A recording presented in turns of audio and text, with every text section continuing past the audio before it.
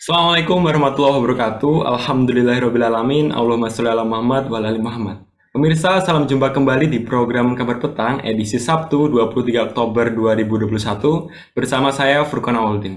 Selama beberapa menit ke depan, kami akan menemani Anda membaca dan menelaah berita paling menarik hari ini bersama narasumber yang berkompeten dan tentu dari sudut pandang Islam. Dan inilah Kabar Petang selengkapnya.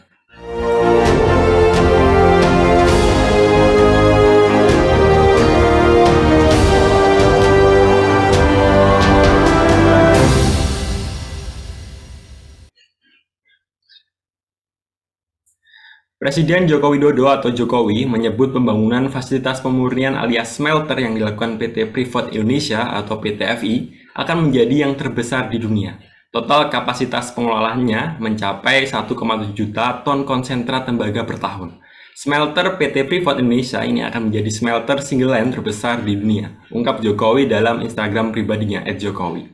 Lebih lanjut, kapasitas smelter Freeport ini nantinya juga setara 480.000 ton logam tembaga. Sementara dari sisi produksi diperkirakan bisa menghasilkan 600.000 ton katoda tembaga. Di sisi lain, ia memperkirakan pembangunan smelter ini tidak hanya dilakukan oleh PT Freeport, tapi juga perusahaan yang lain, baik yang berstatus badan usaha milik negara atau BUMN maupun swasta. Pasalnya, menurut Jokowi, pembangunan smelter sangat diperlukan untuk mendukung hilirisasi industri. Sebab hilirisasi industri memberikan nilai tambah bagi perusahaan maupun perekonomian Indonesia.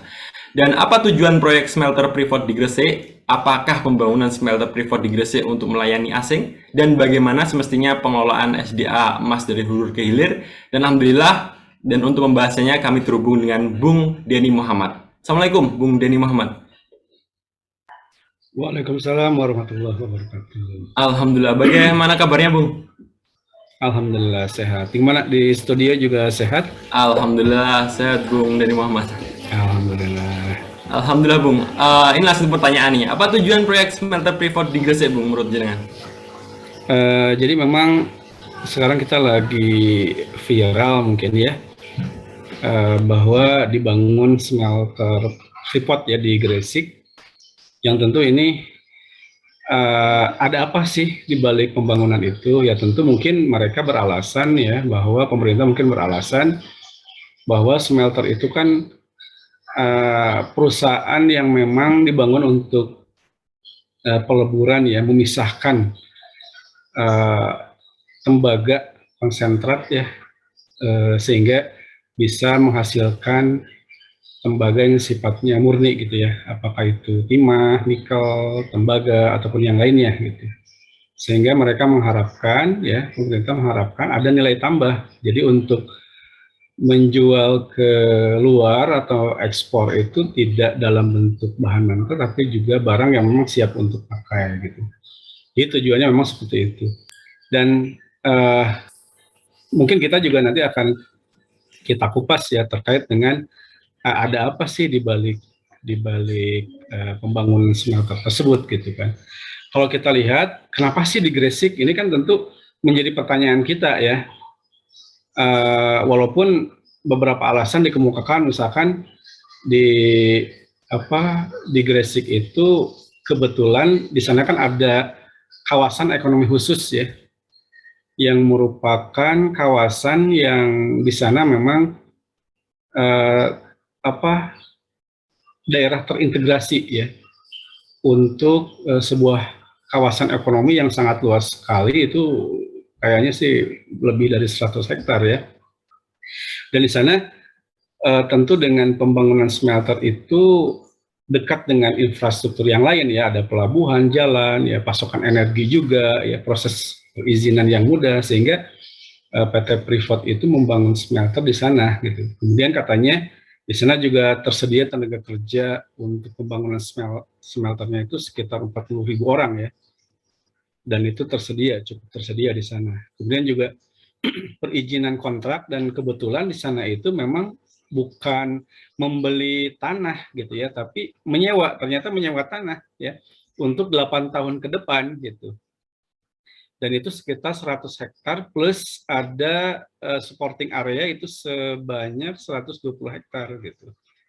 Kemudian juga, di sana juga yang paling penting itu kenapa dibangun di kawasan ekonomi khusus Gresik itu karena ada apa fasilitas insentif fiskal. Jadi ada semacam keringanan lah dalam pembayaran pajak. Tentu ini akan menguntungkan PT Freeport sendiri melalui semester yang dibangun di Gresik ini, gitu kan. Kemudian yang menjadi tanda tanya besar adalah apakah benar, gitu kan, smelter yang di Gresik itu terbesar di dunia. Saya juga di sini belum menemukan ya, ini hanya klaim saja. Pada waktu Jokowi melakukan peletakan batu pertama, itu katanya akan menjadi terbesar di dunia ya, bahkan katanya bisa memproduksi 1,7 juta ton konsentrasi tembaga ya per tahunnya, yang itu akan menghasilkan sekitar 600.000 ton logam tembaga ya. Dan ini dikatakan sebagai yang terbesar. Tapi kalau menurut saya sih sebetulnya bukan masalah terbesar atau tidaknya gitu. Sekarang yang menjadi pertanyaan kita adalah sejauh mana gitu ya manfaat dari smelter yang dibangun tadi ya. Kalau saya rinci ya, perlu nggak kita membanggakan itu gitu kan? Dan kita bertanya, untuk dibanggakan itu kan sebetulnya seberapa besar manfaat yang akan diperoleh oleh masyarakat Indonesia gitu ya, bukan ya bangga tapi harus sinergi juga dong dengan manfaat bagi masyarakat. Kalau saya rinci ya, sebetulnya manfaatnya hanya sekedar bahwa ada 40 tenaga kerja gitu ya, 40.000 tenaga kerja yang siap untuk membangun itu. Jadi menyerap tenaga kerja dalam hal itu ya. Kemudian katanya ada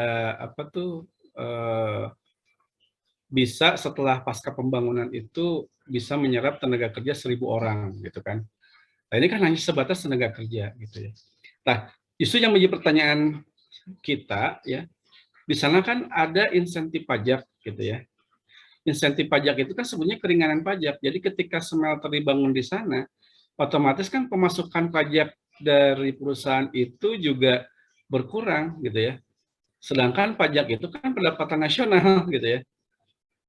Nah ini yang menjadi pertanyaan juga bahwa seharusnya ya manfaatnya itu lebih besar lagi ya, tidak hanya untuk manfaat bagi perusahaan yang ada pengurangan pajak. Kalau misalkan ada insentif pajak, berarti kan ada pengurangan pendapatan negara dong, gitu kan?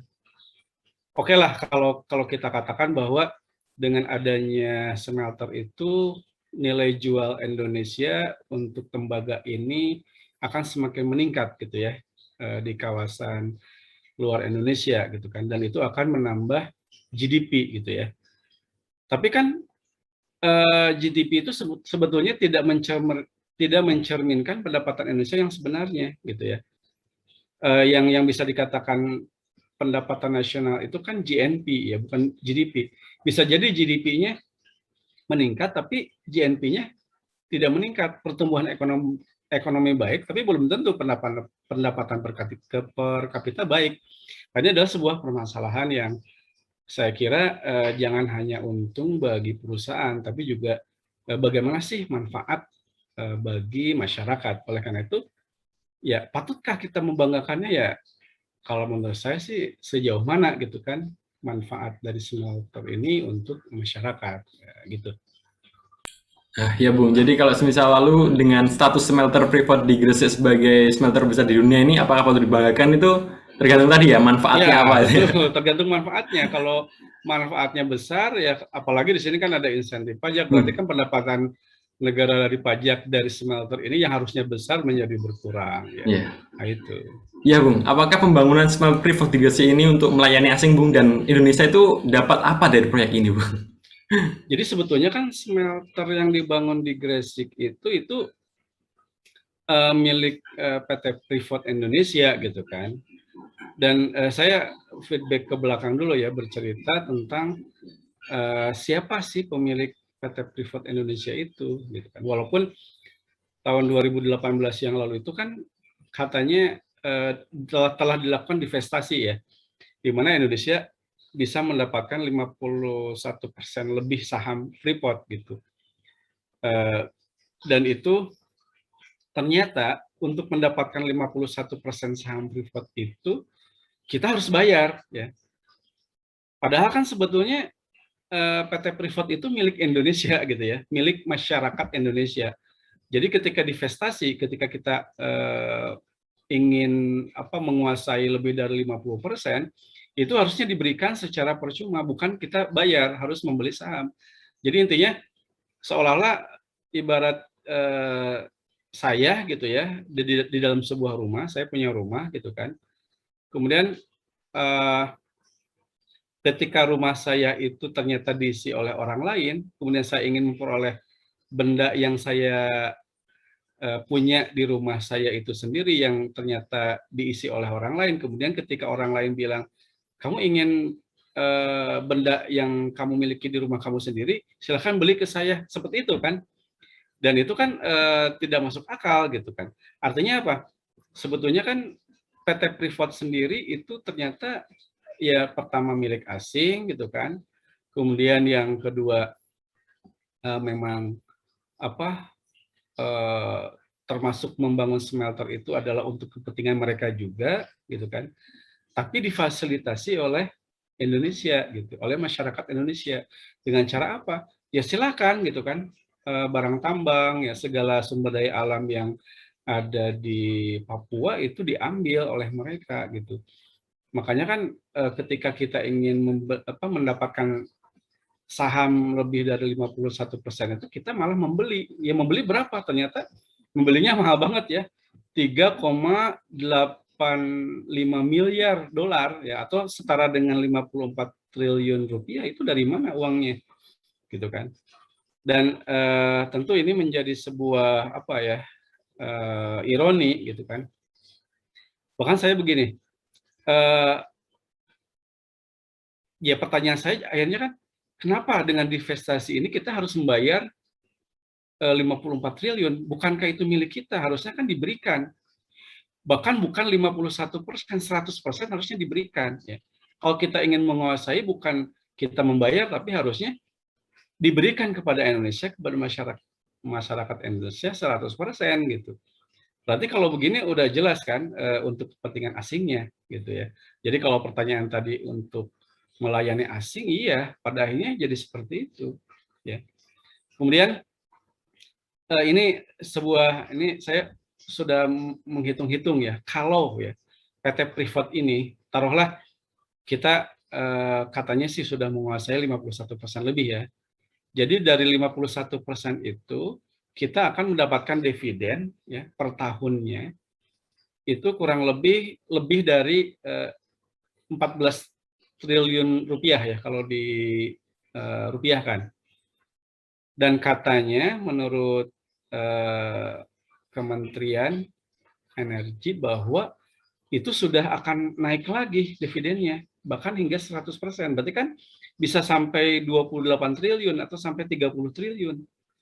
Itu kalau kita menguasai 50% lebih ya. Dan 30 triliun itu digunakan untuk apa ya? Perlu kita ketahui bahwa anggaran yang digunakan oleh Kemendikbud ya itu ternyata untuk dana pendidikan wajib itu sebesar 30 triliunan gitu ya. Berarti kalau Indonesia dengan menguasai 50% saja, kita bisa mendanai dana pendidikan wajib yang dianggarkan pemerintah sebanyak 30 triliun. Untuk apa sih 30 triliun itu? Pertama, untuk program Indonesia Pintar katanya ya, membiayai secara gratis hampir 18 juta siswa. Kemudian menggratiskan kuliah 1 juta mahasiswa ya dengan 30 triliun itu. Kemudian untuk membayar tunjangan guru non PNS ya. Ada sekitar 363.000 guru. Kemudian untuk bantuan PTN ya, ada sekitar lebih dari 100 PTN. Dan ini tentu kalau tidak hanya 50% tapi 100%, wah tentu Indonesia akan menggratiskan sekolah siswa dan mahasiswa gitu kan. Tapi sayangnya karena ternyata faktanya ya mereka itu adalah menguasai sumber daya alam dan ketika divestasi itu kita harus membayar. Jadi ini kan fakta bahwa sumber daya alam kita itu bukan milik kita dalam tanda petik, tapi milik mereka. Jadi kalau tadi pertanyaan sekali lagi untuk melayani siapa, ya jelas itu apa untuk melayani asing pada akhirnya. Jadi Indonesia dapat apa? Ya dapat gigit jari pada akhirnya gitu ya. Dan ini tentu harus kita rubah ya. Dan ini tidak disadari oleh pemerintah kita. Gitu. Iya, Bung. Jadi, kalau menurut Bung Denny, apakah proyek smelter tersebut hanya dijadikan ekstensi, Bung, untuk dukung industrialisasi asing, Bung? Ya, faktanya beginilah. Sebelum smelter yang di Gresik ini berdiri, itu kan sebelumnya sudah berdiri ya, PT Smelting yang berdiri di kawasan Petrokimia Gresik ya. Dan saya pernah sih ke sana ya, waktu dulu sih kawasan itu gitu ya. Dan di sana memang sebelumnya ya PT Smelting itu memang memproduksi hingga menghasilkan 300.000 ton per tahun, dan itu ternyata lebih banyak ekspornya gitu ya. Nah, saya juga khawatir dengan adanya smelter yang dimiliki oleh PT Freeport ini yang memang dibangun di kawasan ekonomi khusus ya di Gresik ini, yang bahkan ya kapasitas produksi ya untuk menghasilkan tembaga ya murni mungkin ya di sini sekitar 600.000 ton per tahun ya, 2 kali lipat yang diproduksi PT Smelting. Itu khawatir itu akan diekspor dan menguntungkan industri negara lain gitu. Jadi harusnya kan ya kita berharap mudah-mudahan hasil produksi dari smelter yang ada di Gresik ini ya itu untuk apa? Untuk peningkatan pengembangan industrialisasi negara kita gitu. Jadi kalau kita lihat faktanya sih 50% memang ekspor ya. Tapi kan setidaknya Indonesia harus juga dong dikembangkan sebagai negara industri. Ya. Faktanya kan tidak.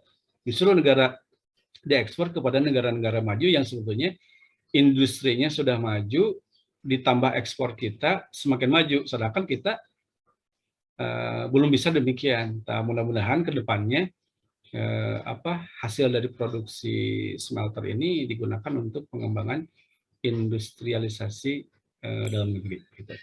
Nah, ya Bung Denny. Kalau menurut Bung Denny nih, apakah proyek ini dampak dari kolaborasi sistem pemerintahan demokrasi dan sistem ekonomi kapitalis, Bung, yang menghasilkan pola hubungan penguasa sebagai simbiosis mutualisme, dan apa nih dampak untuk rakyatnya, Bung? Ya. Kalau saya sih jelas banget ya, jelas banget ini adalah kolaborasi sistem demokrasi dan sistem atau ideologi kapitalis gitu ya. Jadi kalau di dalam sistem ekonomi kapitalis itu kan tidak dikenal tentang kepemilikan. Jadi tidak ada misalkan kepemilikan individu, kepemilikan umum itu tidak dikenal oleh mereka. Yang dikenal oleh mereka adalah semua kepemilikan bisa dimiliki individu selama individu itu punya uang, punya kapital ya untuk menguasai kepemilikan itu. Gitu. Jadi dan di Indonesia ini kan kita bicara di Indonesia ya, karena smelter ini juga dibangun di Indonesia gitu kan. Indonesia kan punya Undang-Undang 45 ya. Kita lihat pasal 33. Ya, dulu sebelum di amandemen tahun 2002 itu kan ayat 1 sampai ayat 3 itu saya bacakan ya. Ayat 1-nya misalkan perekonomian disusun sebagai usaha bersama berdasarkan asas kekeluargaan. Oke, bagus banget nih ya. Ayat 2-nya cabang-cabang produksi yang penting bagi negara dan yang menguasai hajat hidup orang banyak dikuasai oleh negara. Oke, bertanggung jawab banget nih ya. Ayat ketiga, bumi dan air dan kekayaan alam yang terkandung di dalamnya dikuasai oleh negara dan digunakan untuk sebesar-besar kemakmuran rakyat. Luar biasa kan? Tapi ternyata di amandemen ya pasal ini menjadi begini ya, kalau nggak salah nih ya, mudah-mudahan saya benar gitu ya. Ayat 1-nya menjadi begini, dirubah ya. perekonomian nasional diselenggarakan berdasarkan asas atas demokrasi ekonomi dengan prinsip kebersamaan, efisiensi berkeadilan, berwawasan lingkungan, kemandirian, serta dengan menjaga keseimbangan kemajuan dan kesatuan ekonomi nasional. Jadi berdasarkan demokrasi ekonomi yang tentu kita tahu lah gitu ya. Ayat keduanya ketentuan lebih lanjut mengenai pelaksanaan pasal ini diatur dalam undang-undang. Jadi kekayaan alam yang memang itu untuk kepentingan rakyat yang sangat melimpah, itu sekarang tidak ada lagi kata-kata dikuasai oleh negara dan digunakan sebesar-besar kemakmuran rakyat, itu sudah tidak ada. Dan inilah hasil dari amandemen tahun 2002 Undang-Undang 45 ayat 33. Bahkan sampai seperti itu. Berarti kan cocok banget ya sistem demokrasi itu. Demokrasi itu kan sebetulnya intinya suara terbanyak ya. Sedangkan suara terbanyak itu kan bisa membuat aturan perundang-undangan yang menguntungkan mereka. Dan rakyat suaranya itu kan bisa dibeli ya oleh para kapitalis yang notabene sangat kaya, punya modal, sehingga bisa menguasai suara rakyat.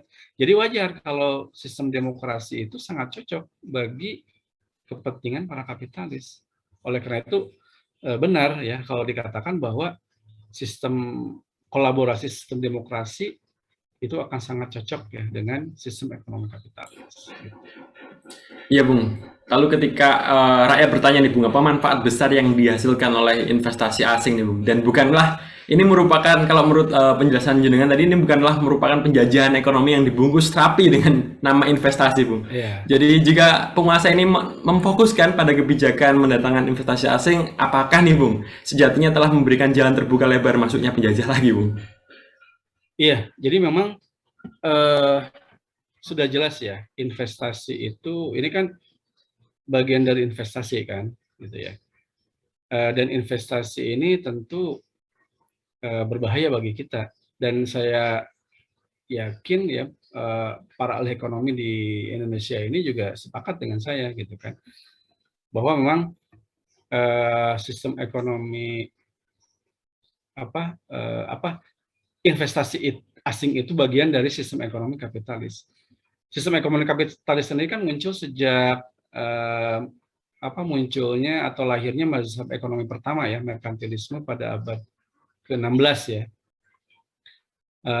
Kemudian pada abad ke-18 muncul Adam Smith ya dengan ekonomi klasiknya ya, classical economics. Dan pada waktu itu memang era imperialisme. Dan pada waktu itu imperialisme atau penjajahan itu dilakukan secara fisik ya. Sejak mazhab ekonomi itu muncul ya, terutama pada zaman Adam Smith ya, abad ke-18. Terjadi penjajahan kan. Untuk apa? Karena menurut mazhab ekonomi merkantilisme, walaupun itu tidak dikritisi secara 100% oleh Adam Smith, yang mengatakan bahwa sebuah negara akan makmur jika ekspornya itu lebih besar daripada impor. Maka mau tidak mau, karena di Eropa pada waktu itu tidak ada sumber daya alam, mau mengekspor apa, maka mereka tidak ada jalan lain kecuali mereka harus menjajah gitu. Makanya kan penjajahan itu walaupun dimulai pada abad ke-16 ya, abad ke-18 semakin gencar lagi ya, walaupun abad ke-20, 21 itu kan setelah Perang Dunia Kedua ya, penjajahan itu kan hilang, tapi hilang dari sisi penjajahan fisik. Makanya penjajahan itu kemudian berganti dengan penjajahan non fisik, yaitu penjajahan ekonomi salah satunya.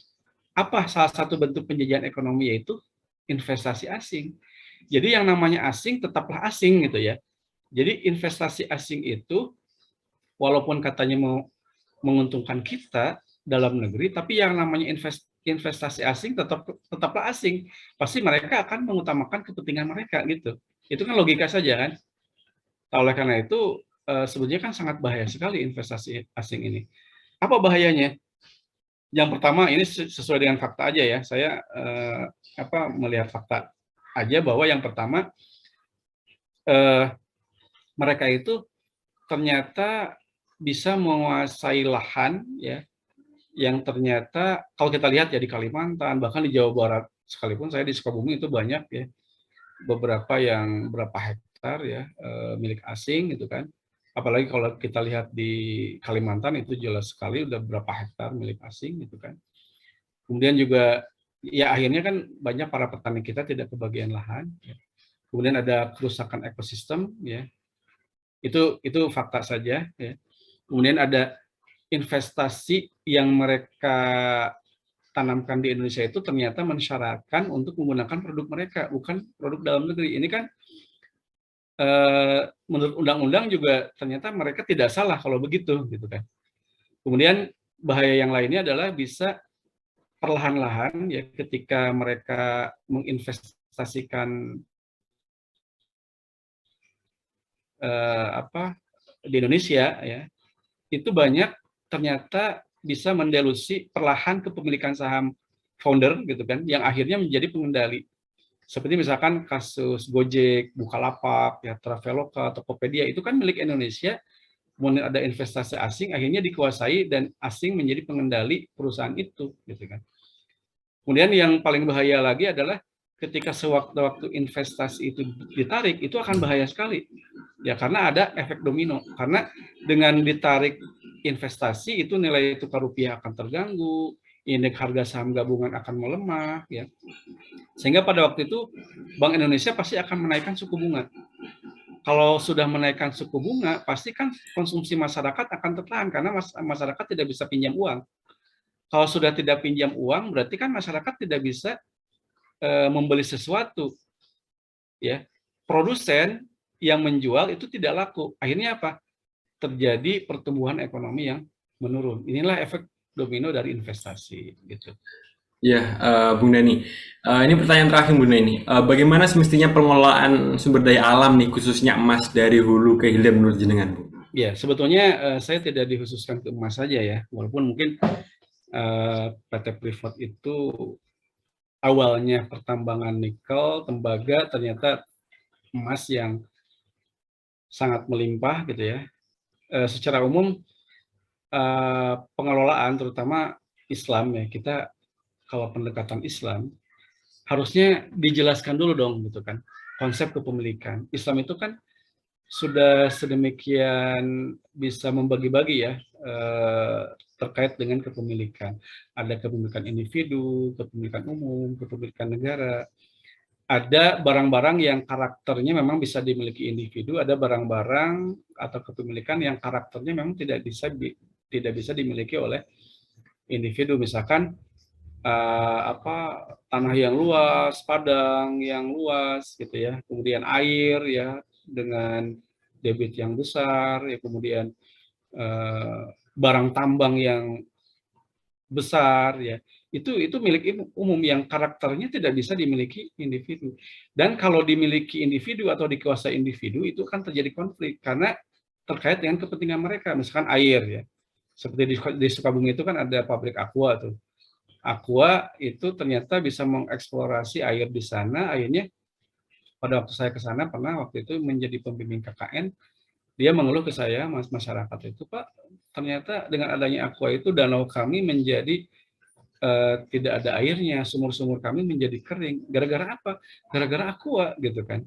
Nah, itu kan tidak boleh ya. Sebuah perusahaan menguasai air yang melimpah yang itu kalau dikuasai oleh seseorang atau sekelompok orang itu bisa terjadi konflik, dan ini faktanya demikian. Dan air yang ada di Sukabumi di sekitar Cibadak ya pada waktu itu memang menjadi kepemilikan umum harusnya gitu kan. Ini juga pernah disampaikan oleh Rasulullah ya terkait dengan kepemilikan umum ini. Rasulullah menyatakan bahwa kaum muslim itu kan berserikat dalam 3 hal, yaitu masalah air ya, padang rumput, dan juga api ya. Termasuk api itu adalah energi. Energi misalkan bahan bakar itu dianggap atau disamakan dengan api, dan itu harus menjadi milik umum ya. Tidak boleh negara itu menjual produk kepada masyarakat gitu. Nah, karena itu adalah milik umum, siapa yang mengelola? Tentu yang mengelola adalah negara. Dari mulai pertama kali dieksplorasi ya hulunya sampai menjadi produk jadi hilirnya, itu harus dikelola oleh negara untuk kepentingan rakyat gitu. Itu di dalam Islam. Oleh karena itu maka harus jelas dulu konsep kepemilikan. Kalau itu adalah kepemilikan umum, maka negara bertanggung jawab untuk mengelola dari hulu sampai ke hilir, sampai masyarakat itu menggunakan, ya, mudah menggunakan